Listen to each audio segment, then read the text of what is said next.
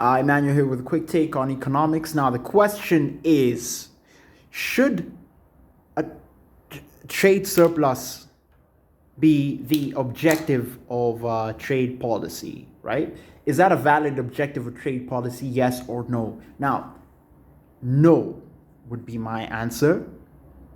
And why? Well, to begin with, look, it's very, very difficult to argue with the intuition, right? And the platitudes that come with it. The intuition that surplus is good. We know from day-to-day life that it's better to have more of something.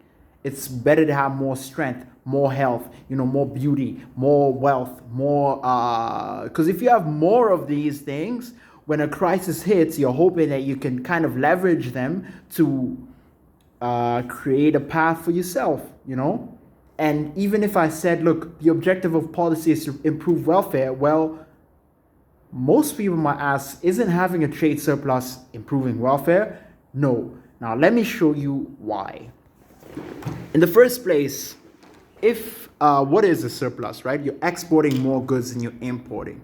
What could be so wrong with that? Well, nothing actually, except, first of all, because trade is a accounting equation, not every country in the world could possibly be in a surplus at the same time. So it's even if one country implemented it, it's impossible for everyone to do that, to have that policy, right? Now, secondly, let's say you want to maintain a surplus. What might you do? Well, one of the policy objectives might be, okay, you know what? We want a surplus, so we're going to restrict imports as much as we can. What does that actually do? That reduces the choice, the consumer choice of the individual consumers, and this can be very significant. Okay, first of all, you look around you wherever you are. You're probably consuming goods from all around the world. If you're sick, all the machines keeping you alive, every single one, of them will probably come from a different country. The OECD produced a very interesting report during COVID to show just that. You have ventilators from China. You have sheets that probably coming from Turkey or somewhere in Southeast Asia, any number of the textile manufacturing giants. You have needles that are coming from India. You have ECG machines coming from the United States and or Germany. So already, in so many ways, our lives are dependent on trade. You restrict trade, you restrict consumer choice. Sometimes it happens even in goods like, your food, right? That's a good example. You can't buy tomatoes anymore because they're from, say, Tanzania, and your country, maybe it's Uganda, maybe it's Kenya, they're restricting trade of or imports of tomatoes. Why might they be doing that? Well, someone is saying that, look, we got to be self-sufficient. You don't want your country to be self-sufficient. See, the arguments that we said are very difficult to argue against. You don't want your country to be stronger. You don't want us to be able to rely on ourselves. Now, as you can see, certain principles don't scale. And this is one of them, right? Self-sufficiency doesn't scale in the world of economics. Now, let's say that Kenya does decide, okay, you know what? We have got to have this surplus. What is the effect of trying to have, this food self-sufficiency? Restrict all imports of food. What you have is, you're probably not producing food as efficiently as Uganda or Tanzania. Maybe it's, say, bananas, for example. You're trying to produce every good in the average Kenyan's food basket alone. Well, when you consider that Kenyans already spent almost 50% of their income on food, you're going to have very expensive food because you cannot produce food as efficiently, the whole basket of food as efficiently as if you just let someone else, some other country do it and you import it and then you specialize in what you're good at, right? Let those farmers produce what they can beat whether it's flowers. Let Kenya produce flowers and export them to the Netherlands and import the bananas from Uganda instead of trying to grow bananas and flowers and corn or maize and etc. Right? That whole list. Now, what else can we see when we look at this picture of a country trying to restrict imports, trying to produce everything it can domestically? Well, let's remember that the idea here is you have two principles: comparative and absolute advantage, right? You cannot, you could have absolute advantage in the production of every good, right? You can produce everything, but some countries out there is going to be more efficient at producing one of those goods that in your export basket, right? And that is what we call comparative advantage, right? So you'd rather start producing goods for which you have no efficiency, you have a low efficiency, and allow someone else to produce those goods. Focus on what you're good at, export those goods, and import and trade them for the goods that you just can't produce as efficiently at home. This brings us to the global value and supply chain, right?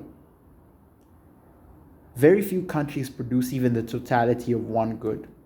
If you're talking about your smartphone, maybe it's your Apple iPhone, right? It's designed in California and it's produced, the chips are produced in both Taiwan and Malaysia, and then it's assembled again in Taiwan or India, and then exported to wherever you are.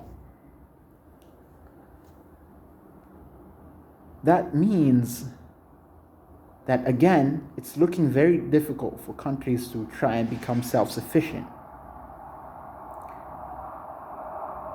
What then should we be concerned about alternatively, right? Well, let's remember that trade is not actually conducted by countries. It's conducted by firms and households, right? Sometimes even governments, states, right? But the firm produces a good and exports it. Households buy these goods on the international market.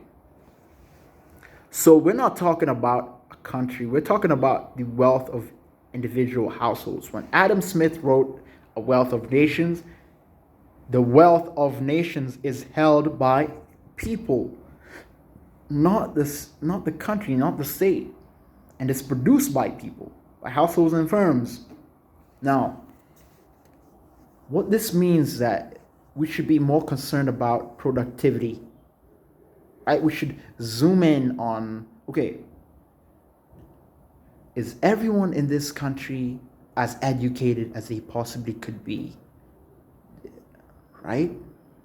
Because we're talking about increasing the export complexity, right? We want to produce the most valuable goods that we could possibly produce.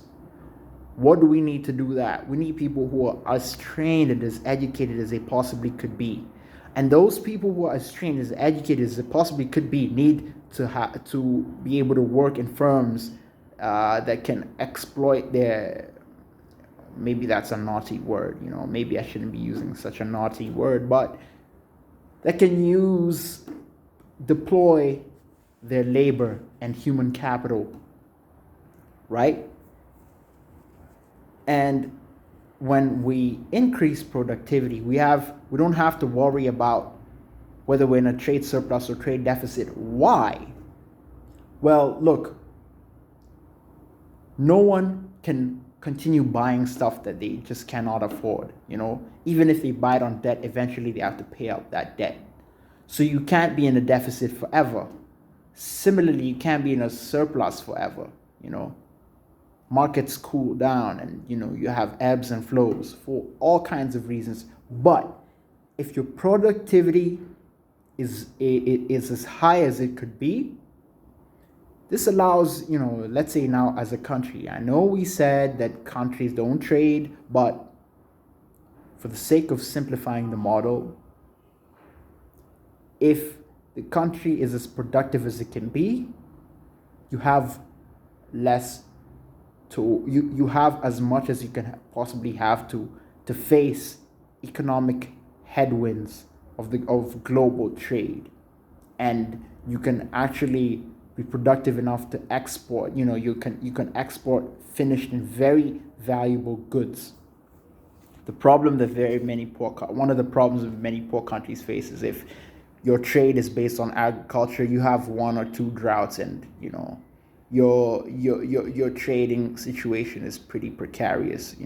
Because your incomes are already severely affected, because you have a situation where maybe you couldn't grow the crops, you couldn't export them, you couldn't make the earnings, and you can't afford to live the life that you usually do.